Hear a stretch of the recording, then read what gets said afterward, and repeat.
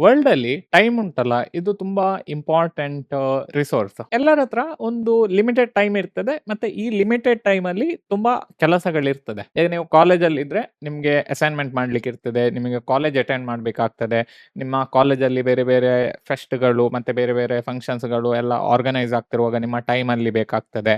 ಮತ್ತೆ ಶಾರ್ಟ್ಲಿ ಎಕ್ಸಾಮ್ಸಿಗೆಲ್ಲ ಎಲ್ಲ ವಿಷಯಕ್ಕೆ ಸಹ ನಿಮ್ಮ ಟೈಮ್ ಇಂಪಾರ್ಟೆಂಟ್. ಬಟ್ ನಿಮಗೆ ಕೋಡಿಂಗ್ ಮಾಡಲಿಕ್ಕೆ ಟೈಮ್ ಇಲ್ಲ ಅಂತೇಳಿ ಹೇಳಿ ಆದ ತಕ್ಷಣ ತುಂಬ ಜನರಿಗೆ ಪ್ರಾಬ್ಲಮ್ ಆಗಲಿಕ್ಕೆ ಸ್ಟಾರ್ಟ್ ಆಗ್ತದೆ. ಎಂತಕ್ಕಂದ್ರೆ ನನ್ನ ಚಾನಲಿಗೆಲ್ಲ ಬರುವವರೆಲ್ಲ ತುಂಬ ಜನರು ಕೇಳ್ತಾರೆ, ಈಗ ಕಾಲೇಜಲ್ಲೆಲ್ಲ ಇಷ್ಟೆಲ್ಲ ಕೆಲಸ ಇರುವಾಗ ಮತ್ತೆ ಟೈಮ್ ಇರದೇ ಆಗಿರೋದ್ರಿಂದ ನನಗೆ ಕೋಡಿಂಗ್ ಮಾಡಲಿಕ್ಕೆ ಟೈಮೇ ಸಿಗೋದಿಲ್ಲ ಅಂತೇಳಿ. ಸೊ ಈ ಪರ್ಟಿಕ್ಯುಲರ್ ಪ್ರಾಬ್ಲಮ್ ಉಂಟಲ್ಲ, ಇದು ಆಲ್ಮೋಸ್ಟ್ ಎಲ್ಲ ಸ್ಟೂಡೆಂಟ್ಗಳಿಗೆ ಇರ್ತದೆ. ಓಕೆ, ಇವನ್ ನಾನು ಕಾಲೇಜಲ್ಲಿರುವಾಗ ಸಹ ನನಗೆ ಕೋಡ್ ಮಾಡಲಿಕ್ಕೆ ಟೈಮ್ ಇರಲಿಲ್ಲ.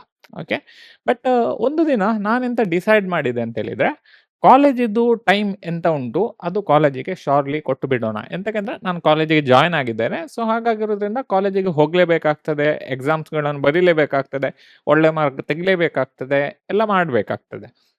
ಬಟ್ ಒಂದು ಡಿಸಿಷನ್ ನಾನು ತಗೊಂಡದ್ದು ಎಂತ ಅಂತ ಹೇಳಿದ್ರೆ, ನಾನು ಮನೆಗೆ ಬಂದಾದ ನಂತರ may be half an hour ಅಥವಾ 1 ಅವರ್ ಡೈಲಿ ಕೋಡ್ ಮಾಡ್ತೇನೆ.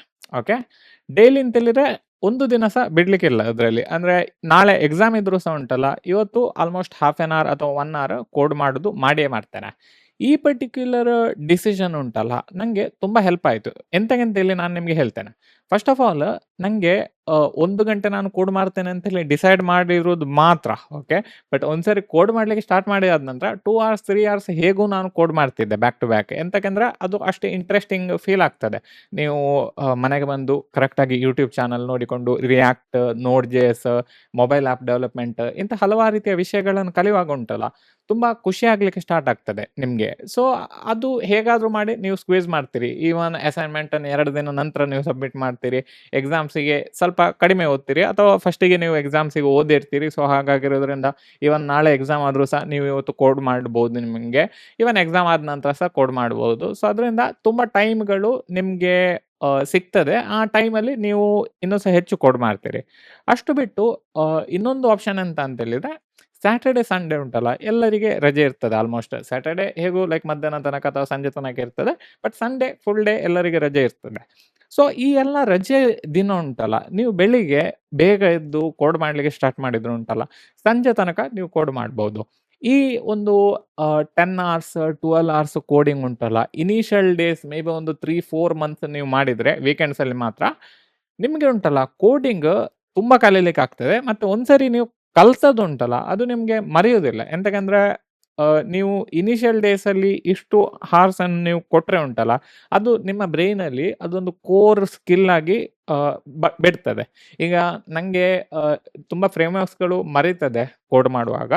ಬಟ್ ಕೆಲವು ಕಾನ್ಸೆಪ್ಟ್ ನಾನು ಯಾವುದೆಲ್ಲ ಕಲ್ತಿದ್ದೆ ಅಲ್ಲ, ಈಗ ರಿಯಾಕ್ಟಲ್ಲಿ ಕೆಲವು ವಿಷಯಗಳು, ನೋಡ್ ಜೆ.ಎಸ್ ಅಲ್ಲಿ ಎ.ಪಿ.ಐಗಳನ್ನು ಕ್ರಿಯೇಟ್ ಮಾಡೋದು, ಇಂಥದ್ದೆಲ್ಲ ವಿಷಯಗಳು ಉಂಟಲ್ಲ, ಇದು ನಾನು ತುಂಬ ಟೈಮನ್ನು ಡೆಡಿಕೇಟ್ ಮಾಡಿ ಕಲ್ತಾಗಿರೋದ್ರಿಂದ, ತುಂಬ ಸರಿ ಮಾಡಿ ಆಗಿರೋದ್ರಿಂದ ನನಗೆ ಈ ಎಲ್ಲ ಕಾನ್ಸೆಪ್ಟ್ಸ್‌ಗಳು ತುಂಬ ಮೆಮೊರಿಯಲ್ಲಿ ಉಳಿತದೆ. ಸೊ ಅದರಿಂದಾಗಿ ವೀಕೆಂಡ್ಸ್ ಉಂಟಲ್ಲ, ತುಂಬ ಒಳ್ಳೆ ಟೈಮ್ ನಿಮಗೆ ಕೋಡ್ ಮಾಡಲಿಕ್ಕೆ. ಎಂತಕ್ಕಂದ್ರೆ ವೀಕೆಂಡ್ಸಲ್ಲಿ ಹೇಗೂ ಕಾಲೇಜಸ್‌ಗಳಿರೋದಿಲ್ಲ. ಶ್ಯೋರ್ಲಿ ನಿಮಗೆ ಫ್ರೆಂಡ್ಸ್ ಒಟ್ಟಿಗೆ ತಿರುಗಾಡ್ಲಿಕ್ಕೆ ಇರ್ತದೆ, ಮತ್ತೆ ಫ್ಯಾಮಿಲಿ ಫಂಕ್ಷನ್ಸ್ ಇರ್ತದೆ, ಮತ್ತೆ ತುಂಬ ಜನರಿಗೆ ನಿಮ್ಮ ಟೈಮ್ ಬೇಕಾಗ್ತದೆ. ಓಕೆ, ಬಟ್ ನೀವು ಮೇ ಬಿ ಒಂದು 3 ಮಂತ್ಸ್ ಅಥವಾ 6 ಮಂತ್ಸ್ ನಿಮ್ಮ ವೀಕೆಂಡ್ಸನ್ನು ಕರೆಕ್ಟಾಗಿ ಕೋಡಿಂಗಿಗೆ ಡೆಡಿಕೇಟ್ ಮಾಡಿ, ಮೇ ಬಿ ನನ್ನ ಕೋರ್ಸ್ ಮಾಡಿ ಆಗೋದಿರಲಿ, ಅಥವಾ ಯೂಟ್ಯೂಬಲ್ಲಿ ಬೇರೆ ಕೋರ್ಸಸ್‌ಗಳನ್ನು ಮಾಡಿ ಆಗೋದಿರಲಿ, ಇದೆಲ್ಲ ಮಾಡಿದರೆ ಎಂತಾಗ್ತದೆ ಅಂತ ಹೇಳಿದ್ರೆ, ನಿಮಗೆ ನಿಮ್ಮ ಲೈಫ್ ಟೈಮ್ ಇದು ಸ್ಕಿಲ್ ಸೆಟ್ ಉಂಟಲ್ಲ ಸೆಟ್ ಆಗ್ತದೆ. ಅಂದರೆ ನಿಮಗೆ ಕೋಡಿಂಗಲ್ಲಿ ಪುನಃ ಪುನಃ ಕಲಿಯುವ ಅಗತ್ಯ ಇಲ್ಲ. ಎಂತಕ್ಕಂದ್ರೆ ತುಂಬ ಜನರು ಫಸ್ಟ್ ಇಯರಲ್ಲಿ ಸಹ ಕೋಡಿಂಗ್ ಕಲಿತಾರೆ, ಸೆಕೆಂಡ್ ಇಯರಲ್ಲಿ ಸಹ ಕಲಿತಾರೆ, ಥರ್ಡ್ ಇಯರಲ್ಲಿ ಸಹ ಕಲಿತಾರೆ, ಫೋರ್ತ್ ಇಯರಲ್ಲಿ ಸಹ ಕಲಿತಾರೆ. ಕೆಲಸಕ್ಕೆ ಹೋಗೋಕ್ಕಿಂತ ಮುಂಚೆ ಬೇರೆ ಯಾವುದಾದ್ರೂ ಒಂದು ಪ್ರೋಗ್ರಾಮಿಗೆ ಅಟೆಂಡ್ ಆಗಿ ಅಲ್ಲಿ ಸಹ ಕಲಿತಾರೆ. ಬಟ್ ಆ್ಯಕ್ಚುಲ್ ಆಗಿ ಅವರಿಗೆ ಕಲೀಲಿಕ್ಕೆ ಆಗೋದೇ ಇಲ್ಲ. ಕೋಡಿಂಗಲ್ಲಿ ಮೇನ್ ನಿಮಗೆ ಕಲಿಬೇಕಾದದ್ದಿಷ್ಟೇ. ಎಂತ ಅಂತ ಹೇಳಿದ್ರೆ, ನಿಮಗೆ ಹೊಸ ವಿಷಯಗಳನ್ನು ಕಲೀಲಿಕ್ಕೆ ಇಂಟ್ರೆಸ್ಟ್ ಇರಬೇಕು, ಮತ್ತೆ ಕಂಪ್ಲೀಟ್ ಕೋಡಿಂಗಿದು ವರ್ಕ್ ಫ್ಲೋ ಉಂಟಲ್ಲ ಯಾವ ರೀತಿ ಆಗ್ತದೆ ಅಂತೇಳಿ ನಿಮ್ಗೆ ಗೊತ್ತಾಗಬೇಕು. ಇದು ಕಲೀಲಿಕ್ಕೆ ಹಾರ್ಡ್ಲಿ 3 to 6 ಮಂತ್ಸ್ ಸಾಕು. ಪ್ರೋಗ್ರಾಮಿಂಗ್ ಸಿಂಟ್ಯಾಕ್ಸ್ ಹೇಗೆ ಆಗ್ತದೆ ಅಂತೇಳಿ ಕಲಿಯೋದು, ಮತ್ತು ಒಂದು ಪ್ರಾಜೆಕ್ಟ್ ಯಾವ ರೀತಿ ಬಿಲ್ಡ್ ಆಗ್ತದೆ ಅಂತೇಳಿ ಕಲಿಯೋದು. ಮತ್ತೆ ಆಕ್ಚುಲ್ ಆಗಿ ಪ್ರಾಜೆಕ್ಟ್ ಬಿಲ್ಡ್ ಮಾಡೋದು ಹೇಗೆ ಅಂತೇಳಿ ಈವನ್ ಗೂಗಲ್ ಅಲ್ಲಿ ಡೆವಲಪರ್ಸ್ಗಳು ಕೂತ್ಕೊಂಡಿರ್ತಾರಲ್ಲ, ಅವ್ರು ಸಹ ಹೊಸ ಪ್ರಾಜೆಕ್ಟ್ ಮಾಡುವಾಗ ಕಲ್ತು ಮಾಡೋದು. ಈವನ್ ನೀವೀಗ ಗೂಗಲ್ ಅವರ ಜಾಬ್ ಡಿಸ್ಕ್ರಿಪ್ಷನ್ಗೆ ಹೋಗಿ, ಅಲ್ಲಿ ಕ್ಲಿಯರ್ ಆಗಿ ಬರ್ದಿರ್ತದೆ ಎಂತ ಅಂತ ಹೇಳಿದ್ರೆ, ಹೊಸ ವಿಷಯಗಳನ್ನು ಕಲೀಲಿಕ್ಕೆ ಇಂಟ್ರೆಸ್ಟ್ ಆಗಿರಬೇಕು, ಮತ್ತೆ ಅನ್ಸರ್ಟೇನಿಟಿಯಲ್ಲಿ ಪ್ರಾಜೆಕ್ಟ್ಸ್ಗಳನ್ನು ಬಿಲ್ಡ್ ಮಾಡಲಿಕ್ಕೆ ಆಗಬೇಕು. ಅದರ ಅರ್ಥ ಎಂತ?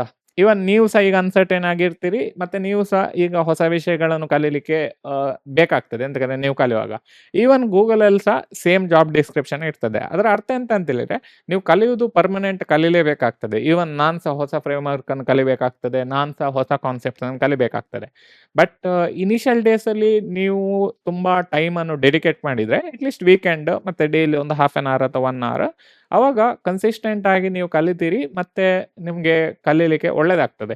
ಮತ್ತೆ ಬೇಕಿದ್ರೆ ನಿಮ್ಗೆ ಟೈಮ್ ತುಂಬಾ ಫ್ರೀ ಸಿಗ್ತದೆ. ಎಂತಕಂದ್ರೆ ಈಗ ನಾನು ಆಲ್ರೆಡಿ ತುಂಬಾ ವಿಷಯಗಳನ್ನು ಕಲ್ತಿದ್ದೇನೆ, ಬೆಳಗಿಂದ ಸಂಜೆ ತನಕ ಕೋಡ್ ಮಾಡಿಕೊಂಡು. ಸೊ ಹಾಗಾಗಿರೋದ್ರಿಂದ ನಂಗೆ ಹೊಸ ವಿಷಯ ಕಲೀಲಿಕ್ಕೆ ಅಷ್ಟು ಟೈಮ್ ತಗೊಳ್ಳೋದಿಲ್ಲ. ಮೇ ಬಿ ಹಾರ್ಡ್ಲಿ ಕೆಲವು ಹಾರ್ಸ್ ನಾನು ಆ ಪರ್ಟಿಕ್ಯುಲರ್ ಪ್ರಾಜೆಕ್ಟ್ ಮೇಲೆ ಡೆಡಿಕೇಟ್ ಮಾಡಿದ್ರೆ ನಂಗೆ ಅರ್ಥ ಆಗ್ತದೆ ಆ ಪ್ರಾಜೆಕ್ಟ್ ಎಂತ ಅಂತೇಳಿ, ಮತ್ತೆ ಬಿಲ್ಡ್ ಮಾಡ್ಲಿಕ್ಕೆ ಆಗ್ತದೆ ನಂಗೆ. ಬಟ್ ವ್ಯಾರಸ್ ನೀವು ಕರೆಕ್ಟಾಗಿ ಕಲಿಬೇಕಾಗ್ತದೆ ಇನಿಷಿಯಲ್ ಡೇಸಲ್ಲಿ ಕೋಡಿಂಗನ್ನು. ಸೊ ಹಾರ್ಡ್ಲಿ 3 to 6 ಮಂತ್ಸ್ ನೀವು ಡೆಡಿಕೇಟ್ ಮಾಡಿ ನಿಮ್ಮ ಕರೆಕ್ಟಾಗಿ ಪ್ರಾಜೆಕ್ಟನ್ನು ಕಲೀಲಿಕ್ಕೆ, ಮತ್ತೆ ಯಾವ ರೀತಿ ಕೋಡ್ ಮಾಡಲಿಕ್ಕೆ, ವೆಬ್ ಡೆವಲಪ್ಮೆಂಟ್ ಮಾಡಲಿಕ್ಕೆ, ಮೊಬೈಲ್ ಆ್ಯಪ್ ಬಿಲ್ಡ್ ಮಾಡಲಿಕ್ಕೆ, ಇಂಥೆಲ್ಲ ವಿಷಯಗಳನ್ನು ಕರೆಕ್ಟಾಗಿ ಕಲ್ತ್ರೆ ನಿಮ್ಮ ಒಂದು ರೀತಿ ಲೈಫ್ ಉಂಟಲ್ಲ, ಒಂದು ಒಳ್ಳೆ ಟ್ರಾಜೆಕ್ಟರಿ ತಗೊಳ್ತದೆ.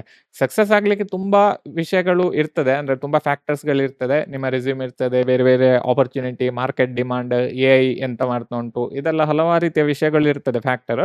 ಬಟ್ ನಿಮ್ಮ ಬೇಸಿಕ್ ಉಂಟಲ್ಲ, ಅದು ಸೆಟ್ ಆಗಿ ಬಿಡ್ತದೆ ನೀವು ಕರೆಕ್ಟಾಗಿ ನಿಮ್ಮ ವೀಕೆಂಡ್ ಅನ್ನು ಡೆಡಿಕೇಟ್ ಮಾಡಿದ್ರೆ.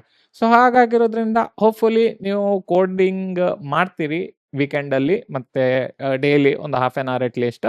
ಸೊ ಆಲ್ ದ ಬೆಸ್ಟ್ ನಿಮಗೆ ಕೋಡ್ ಮಾಡಲಿಕ್ಕೆ. ಮತ್ತೆ ಶ್ಯೂರ್ಲಿ ಎಕ್ಸಾಮ್ಸ್ ಎಲ್ಲ ಕರೆಕ್ಟ್ ಮಾಡಿ, ಅಸೈನ್‌ಮೆಂಟ್ ಎಲ್ಲ ಕರೆಕ್ಟಾಗಿ ಮಾಡಿ. ಎಂತಕಂದ್ರೆ ಅದು ಸೊಸೈಟಿದು ಡಿಮಾಂಡ್. ಮತ್ತೆ ಎಂತ ಉಂಟು ಲೈಕ್ ಈವನ್ ಇಫ್ ನೀವೀಗ ಕೋಡಿಂಗ್ ಫೀಲ್ಡಲ್ಲಿದ್ದರೆ, ಕೋಡಿಂಗ್ ರಿಲೇಟೆಡ್ ಎಕ್ಸಾಮ್ಸ್‌ಗಳು ಬರೆಯುವುದು, ಇಂಜಿನಿಯರಿಂಗ್ ಮಾಡೋದು, ಕಂಪ್ಯೂಟರ್ ಸೈನ್ಸಲ್ಲಿ, ಇನ್ಫಾರ್ಮೇಷನ್ ಸೈನ್ಸಲ್ಲಿ, ಅದೆಲ್ಲ ತುಂಬಾ ದೊಡ್ಡ ವಿಷಯ ಅಲ್ಲ. ಸೊ ಹಾಗಾಗಿರೋದ್ರಿಂದ ನೀವು ಕೋಡ್ ಮಾಡಿ ಮನೆಗೆ ಬಂದು ಮತ್ತೆ ಕಾಲೇಜಲ್ಲಿ ಒಳ್ಳೆ ಮಾರ್ಕ್ಸ್ ಸಹ ತೆಗೀರಿ. ಎಂತಂದ್ರೆ ಜಸ್ಟ್ 3 to 4 ಇಯರ್ಸ್ ಅಷ್ಟೇ ಇರೋದು ಕಾಲೇಜಲ್ಲಿ. ಬಟ್ ನಿಮಗೆ coding may be within 6 months ಅಥವಾ 1 ಇಯರ್ ಸಹ ಕಲೀಲಿಕ್ಕೆ ಆಗ್ತದೆ ಕಂಪ್ಲೀಟ್ ಆಗಿ. Actual coding with project building and all. So thank you so much ಈ ವಿಡಿಯೋ ನೋಡಿದ್ದಕ್ಕೆ. ವಿಡಿಯೋಗೆ ಲೈಕ್ ಕೊಡಿ, ಚಾನಲ್‌ಗೆ ಸಬ್ಸ್ಕ್ರೈಬ್ ಮಾಡಿ. ನೀವು ಹೊಸಬರಾಗಿದ್ರೆ ಕಮೆಂಟ್ ಸೆಕ್ಷನಲ್ಲಿ ಹಾಕಿಬಿಡಿ ನೀವು ಸ್ಟಾರ್ಟ್ ಮಾಡ್ತೀರಿ ಅಂತೇಳಿ ಕೋಡ್ ಮಾಡಲಿಕ್ಕೆ. ಸೊ ಈ ವಿಡಿಯೋದಲ್ಲಿ ಇಷ್ಟೇ. ನೆಕ್ಸ್ಟ್ ವಿಡಿಯೋದಲ್ಲಿ ಸಿಗೋಣ. ಬಾಯ್.